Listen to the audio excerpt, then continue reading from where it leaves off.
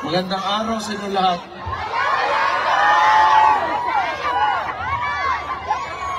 Kumusta naman kayo? Okay lang lang! Maraming salamat sa lahat ng pinakita niyong suporta. Alam niyo naman na sa Pilipinas kami, yung tatay ko nandito ngayon, di ko pa nakikita. Kakarating ko lang kaninang umaga. Masaya naman ako na makita kayong lahat dito ngayon. Wala lang talaga kaming magawa sa sitwasyon ngayon kasi kung makita nyo yung illegal arrest ni PRRD, wala hindi natin gawa talaga ng sindikato. So hindi namin nakita because siguro si PRRD lang kung tatanungin, maybe he trusted the judiciary doon sa Pilipinas. Kung talagang sinunod lang yung saktong proseso, handa naman talaga siyang humarap before the courts, before the Philippine courts. But yung ginawa nila, nakita naman nating lahat na wala talagang due process. So pagdating niya ng Manila galing Hong Kong, may eroplano na dyan.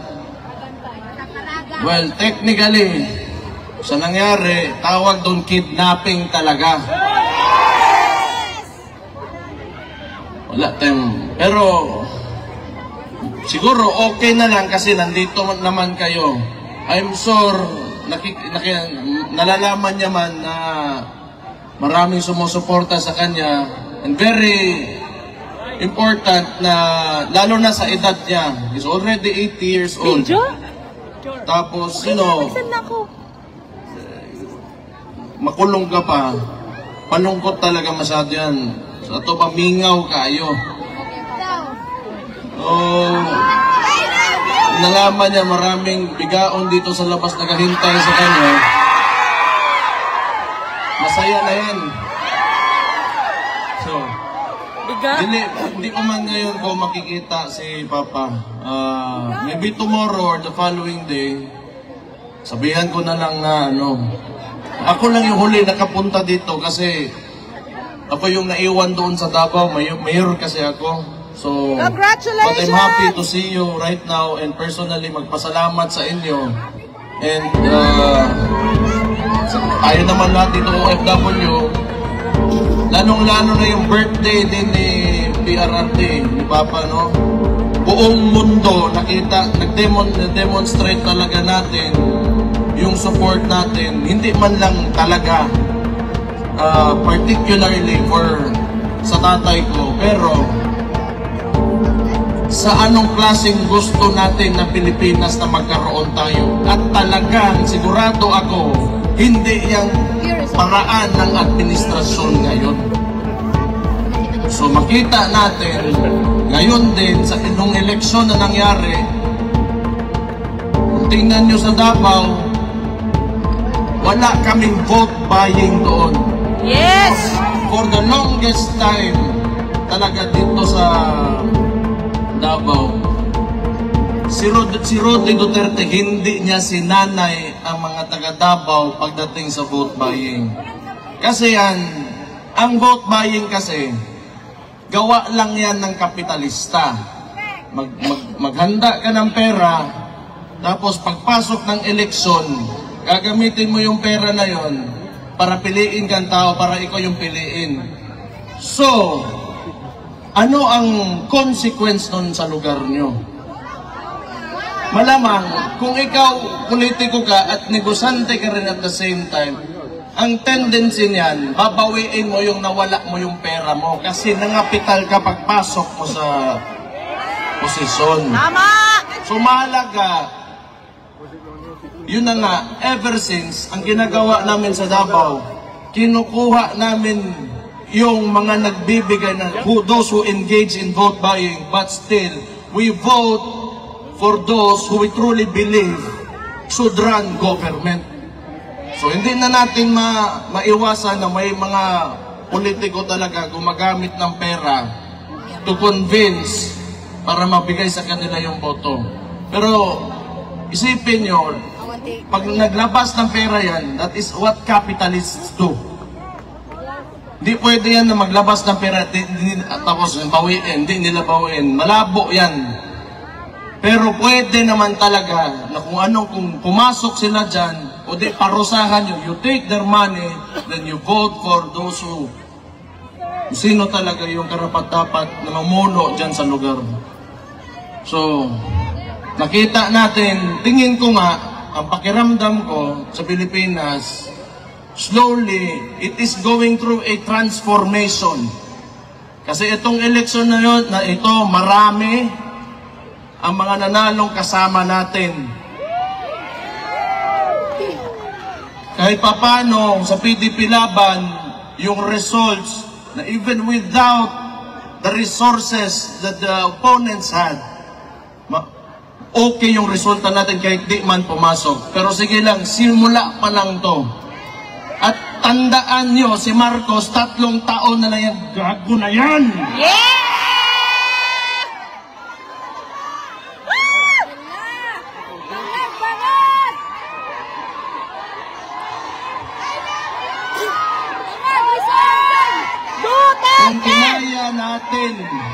Kung kinaya natin 3 taon, ako sa Davao na bilang alkalde doon, pinahirapan nila ako, wala.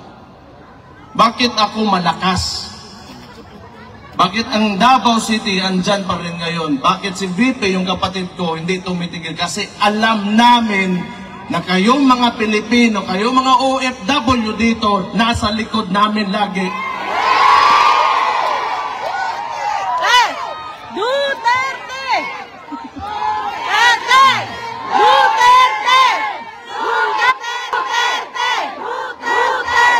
Kasi naiintindihan ko kayo, lalo na kayo mga OFW. That is why yung suporta talaga PRRD. Maraming salamat din sa kapatid ko. Nasa kanila talaga. Kasi may point of comparison kayo because you are living outside of the Philippines. And ano na dito sa Netherlands, dito mga Scandinavian welfare states, pati yan Germany. Alam nyo, yung pera ng tao na uuwi sa mga tao. Pag yung pera natin, yung buwis natin binabayad dyan sa Pilipinas, ewan ko lang, potang ina ko nakabalik pa ba yan dyan sa potang ina.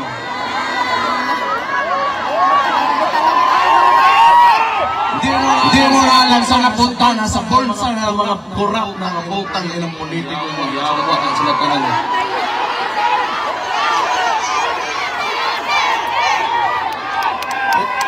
You know, kung kayo naniniwala ng federalismo, ibang usapan yun. Sometimes kasi, you know why Marcos can really manipulate and have almost absolute power. It is because of our unitary system of government. Presidential system of government natin, it allows the president to have almost total control of all government. Kailangan kasi, yung maganda sa palitan natin yung system of government natin, sabihin natin federalism, hindi lang income yung napupunta sa mga sarili nating probinsya, but the functions of government as well. So mati-decentralize yung Metro Manila ngayon and Malacanang, and the power will be devolved, and the functions and powers of the agencies will be devolved doon sa mga probinsya, sa mga local government units. So I do not know kung mangyayari pa ba. Pero that is one of the causes why Marcos can, you know, kaya lang naman gusto nila yung unitary system of government because power is centralized and yung tatay kasi ni Marcos noon was a dictator, and you can have cronies. Yung mga ambisyoso masyado dyan sa gobyerno na kahit mali ginagawa, gusto niyan Gayahin nila noon, sa panahon ng Marcos Sr., may mga cronies si Marcos Sr., General Ver, sila Enrile, ganyan itong panahon. Yan ang gusto nila, yung mga Marben, yan si Torre, mga Armolia. Kasi ang susunod dyan, they will attempt not to go down in government and they will attempt another dictatorship. And along with that dictatorship comes the cronies. So itong mga ambisyoso mga putaragis na itong mga politiko at nasa gobyerno ngayon na kahit mali na ginagawa pa rin, gusto niya, they will join that dictatorship and they will be the cronies of the new Marcos Jr. na bangag ang putang ina. Ngayon. So kaya makita niyo why unusual talaga masyado ang movement ng mga tao na nasa gobyerno na kahit mali nilalabak yung batas pero ginagawa pa rin. It's because not out of their jobs or functions in government, but it's out of selfishness. Pero hindi talaga because ngayon tingnan nyo ilang demonstrations na nangyari since yung gago na Marcos na yan. Nagsimula yan sa kapatid ko. Wala man talaga sana problema. Pero ginatawag nila magnanakaw yung kapatid ko dahil sa confidential funds na yan eh. Pero ito yung sasabihin ko, tanong ko lang, sana ba? Just to for the sake of argument, kung ang presidente merong billions in terms of confidential funds, tapos gusto nila impeach yung kapatid ko for 425 million pesos, in terms of amount, who is more impeachable? Ang billion or a billion? Yan, isa yan. But sa totoo lang, you know, if you take a leadership position, lalo na executive, mayor ako, yung mga lalo na mayor, barangay captain, executive position. Alam mo, kung you are really serious on implementing or renewing policy or amending laws, or if you want to make a change, it should start with you. Kung sinasabi sana nitong Marcos na ito na masama may confidential funds, then it should start with him, pababa, so that he will be the example that we will follow. And yet, you are sinisingle out mo yung isang tao. Ano ibig sabihin nun? It's because of politics. When you should be there, nandyan ka to lead the country and fix what is broken and continue what has already been done that is good for every peace-loving citizen in the Philippines. Pero anong ginagawa? Ever since, ito lang talaga sa buhay ko, medyo nakita ko noon, Binoy, before that, Ramos and Erap, na we are a bit tolerant when it comes to government. But this is the only time that I've seen the Philippines that is so divided. Tama! And how can you live with that kung nakakadiha? Ikaw, Presidente, you allow your people to suffer and even make lies. Hantod karon, imong tag-20 nga bugas, wag yapon na niabot.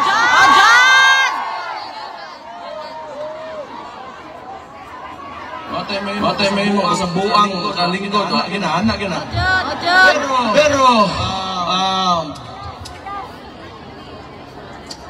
as I said earlier, tanaw na ko, like everybody's really putting it out there ba, yung nararamdaman nyo, now you really feel kung anong gusto nyong direction para sa bansa natin. That's good. I think you should continue doing this kasi we will do the same thing. I will do the same thing. It will be not for ourselves, but it will be for the future of our children, our grandchildren, and our country. So yun na mahalaga. Maybe someday, hindi na lalaki yung mga anak natin o yung mga apo natin, iba. Maybe they will be facing not the same problems na ito, lalo na itong malala talaga itong administrasyon na ito. Tingnan nyo, kahit kasama nila sa alyansa. Nung pagpanalo ni Ping Lacson, what did he say? That 2025 budget is the most corrupt budget in Philippine history. Kahit kasama nila mismo, natapos lang sandali, sinabi na nila. Wala talagang sa totoo lang, hindi ko maintindihan why they can afford to do all of this. And 2028 matatapos din ang termino ni Marcos eh. So anong gusto niya? Di ko talaga alam.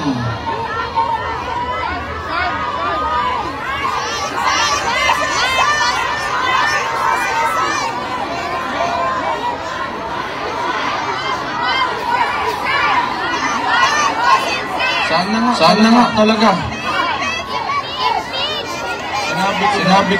Sinabi ko na yan eh. Noon pa yan. Last year, nung nagsimula to lahat, nakita ko na talaga. The way they run things, yung pakiramdam nila para silang hari eh. Everybody below them, wala na kayo. You are slaves. Kita nyo Pilipinas ngayon. Sometimes I don't even want to believe yung mga sinasabi sa akin ng mga kaibigan ko sa ibang lugar. Luckily for us in Davao City, we have been able to maintain the peace and order and the services na hinakatid ng government natin sa mga constituents namin. But it's really sad to hear other people who are disappointed with what's happening now in the country. But ito yung maganda rin. Maging contrast ito. If you truly believe in the governance of Rudy Duterte, may anak pa naman siya dyan, yung kapatid kong babae. Gusto niya ipatuloy yung tunay na pagbabago. Pilitin natin na tumakbo ito ng 2028.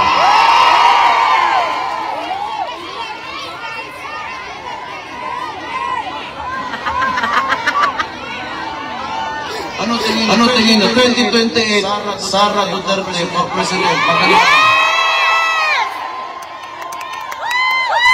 Sabihin ko kayo ang nagsabi ha, sumputin ako yan. Pero ito yung gamitin talaga natin na experience natin when the government fails its people. Ito yung best example talaga. Itong gobyerno talaga na ito. Kahit man lang sa puro kalokohan talaga. Kahit press release kalokohan, puro kasinungalingan, puro politics.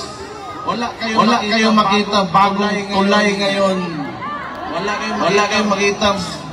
Ewan ko na lang. But anyway, ayoko na magsalita masyado ng sobra pa nito. I'm just happy to be here to see all of you and sa mga lahat ng nakikinig ng mga OFW na sa ibang bansa ngayon. Alam ko malakas talaga ang suporta ni Papa sa galing sa mga OFW natin. Salamat kaayos ng tanan.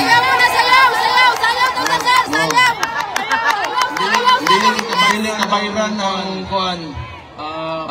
Suporta ngayon yung pinapakita. So, on my part, bilang anak ni Rudy Duterte, I will look for a way, and I will fight for you back in the Philippines when I go back there. Napay may 3 taon pa, hindi nila ako natakot for the first 3 years. And I'm sure hindi nila ako matatakot for the next 3 years. Malabo yan. Mga pisot sila. Buisit.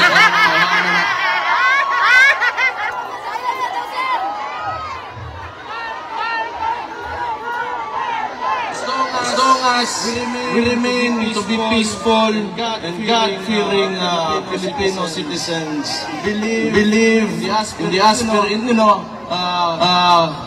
have aspirations for our country. Andun naman kami lahat, yung mga kababayan nyo nandun. Lumalaban talaga kami. Lahat naman tayo. Ang problema lang talaga sa Pilipinas, because of very centralized government, yung mga nasa taas, may mga posisyon, yung mga matagal na political dynasties, gusto ng ganun eh. Because they can maintain their power. Because it's a conservative form of government. Kasi pag naging progresibo tayo, threatened yung mga positions nila. Gusto kasi nila ituturo lang sa presidente sino malalagay, ganon. Government ngayon is not based on merit, but tingnan nyo. Ano nangyari? You have a chief PNP na tatlong ranggo ang tinalunan para maging chief PNP. It's because this is not merit-based promotion. Pabor-based promotion eh. Diba? So, balik na ako dito. I have to face that. Pasikunsa na po yung buhato na ng diwata. Naman ka, nagbenta na ng Paris Overload. Sumali ng party list, naging kidnapper, naging chief PNP si Diwata. Si Raulo. Pero alam nyo, tingin ko, pag magkuha yan ng neuro exam, yan makapasar, buang talaga yan. Nobody in the right mind would do what he did. Yung sinakay na si PRD sa aeroplano because he is a police officer. He knows the due process. Kung nag-iisip talaga yun, kung may sakto yung utak niya, baksak sa neuro yan. Sigurado ako. Along the way, may bakukang na isuot sa utok ka na ba? Kaon siguro, panos nga, pansit. Pero nobody in the right mind would do that. That's totally illegal, and you know, the consequences of these actions are heavy, sa totoo lang. But we have a government nga who doesn't seem to know what the Constitution is. Anyway, humana naman ang storya. Gusto ko kuha, ipaniod to na karon. Sa inyong tanan, mga gwapo diha. Naniwala naman kayo. Mabuhay kayong lahat. Mabuhay ang OFWs. Mabuhay ang Pilipinas.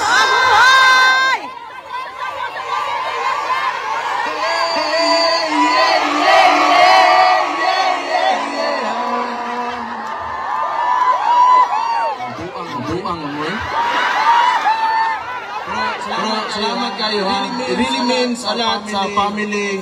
And I'm sure, lalo-lalo na kay PRRD to know na you are always supporting him. So thank you. Mabuhay kayong lahat. And God bless you all.